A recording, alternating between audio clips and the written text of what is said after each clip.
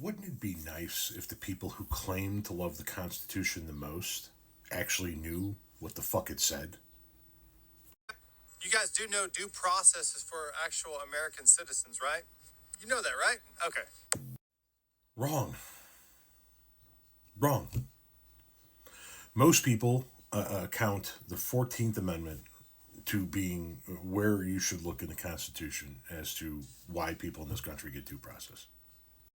Now, the first part of Section 1 of Amendment 14 talks about who is a citizen. If you were born here, you're a citizen, therefore, blah, blah, blah, blah, blah, blah, blah. And then it gets down into the due process. So let's read it together. All persons born or naturalized in the United States and subject to the jurisdiction thereof are citizens of the United States and of the state wherein they reside. That's the part of the Constitution that Donald Trump is trying to unilaterally do away with.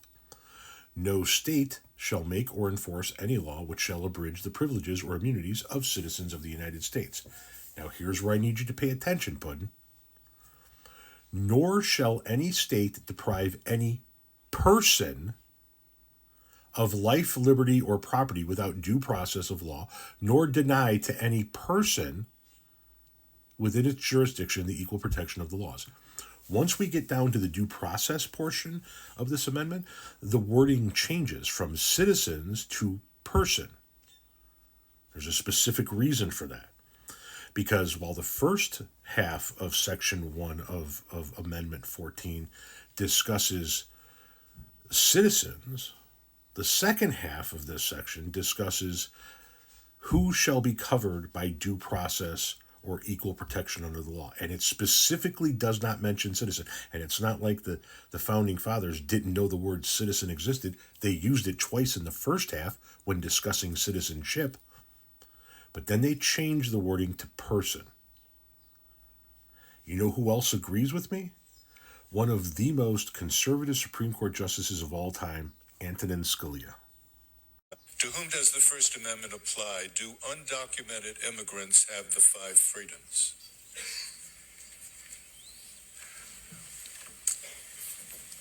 Oh, I think so. I think anybody who's present in the United States has protections under the United States Constitution.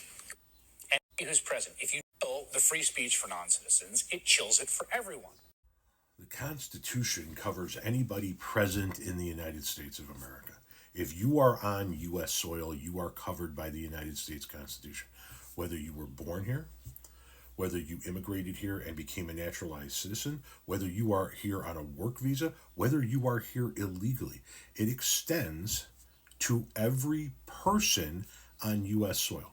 So, when Trump rounds up these people like Abrego Garcia and ships them off to some foreign country supermax concentration camp prison without due process, the United States president has violated the constitutional rights of that person.